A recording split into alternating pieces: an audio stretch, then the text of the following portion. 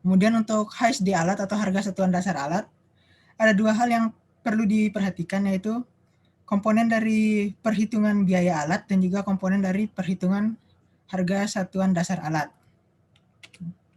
Untuk perhitungan biaya alat, ada beberapa hal yang perlu diperhatikan.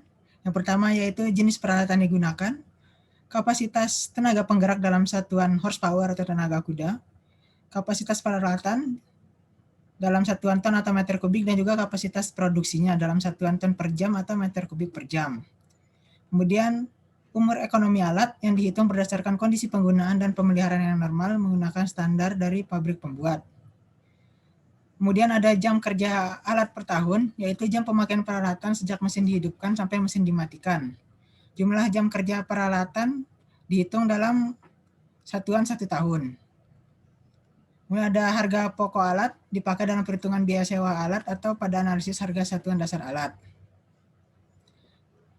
Untuk nilai sisa alat merupakan perkiraan harga peralatan yang bersangkutan pada akhir umur ekonomisnya.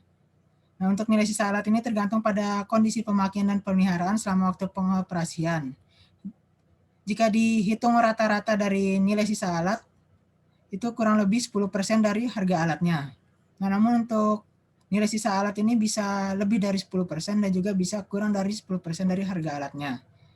Tergantung dari kondisi alatnya pada masa sekarang. Apakah pemakaiannya cukup baik dan juga pemeliharaannya cukup baik. Jika pemeliharaan dan pemakaian cukup baik, maka nilai sisa alat ini bisa lebih tinggi dari harga alatnya.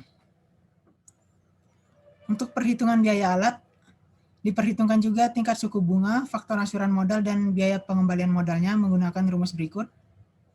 Kemudian dihitung juga asuransi dan pajaknya, upah tenaganya. Nah, untuk upah tenaga ini dibagi menjadi dua, yaitu operator dan pembantu operator. Namun bisa saja untuk alat berat hanya digunakan upah tenaga untuk operator saja jika tidak ada pembantu operatornya.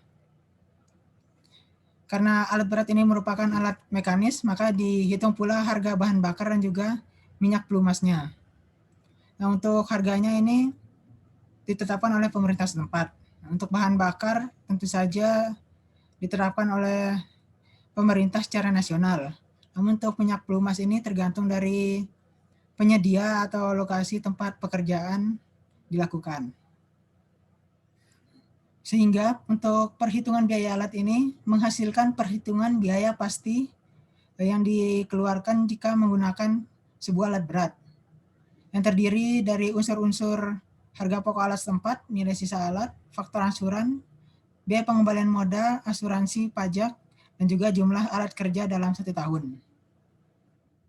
Di luar perhitungan biaya pasti alat, terdapat juga perhitungan biaya operasi atau biaya tidak pasti dari harga satuan dasar alat. Nah, kenapa disebut juga tidak pasti? Karena untuk biaya operasi ini tergantung dari kondisi atau penggunaan alat berat pada saat pekerjaan. Nah, jika untuk alat beratnya bertugas ringan, maka biayanya pun akan berbeda untuk alat yang bertugas berat. Untuk komponen perhitungannya ada 5, yaitu biaya bahan bakar, biaya minyak pelumas, biaya bengkel, biaya perbaikan, dan juga upah operator dan pembantu operator. Nah, jika untuk pembantu operator tidak ada, maka cukup digunakan untuk upah operator saja. Sehingga untuk biaya operasi merupakan hasil penjumlahan dari komponen-komponen biaya yang sudah disebutkan pada slide sebelumnya. Sehingga untuk harga satuan dasar total alat merupakan hasil penjumlahan dari biaya pasti dan juga biaya operasi. Nah, di samping HSD alat ini terdapat juga harga untuk pembelian atau pengadaan alat bantu seperti cangkul, skop, gerobak sorong, keranjang, timba, dan juga alat-alat bantu lainnya.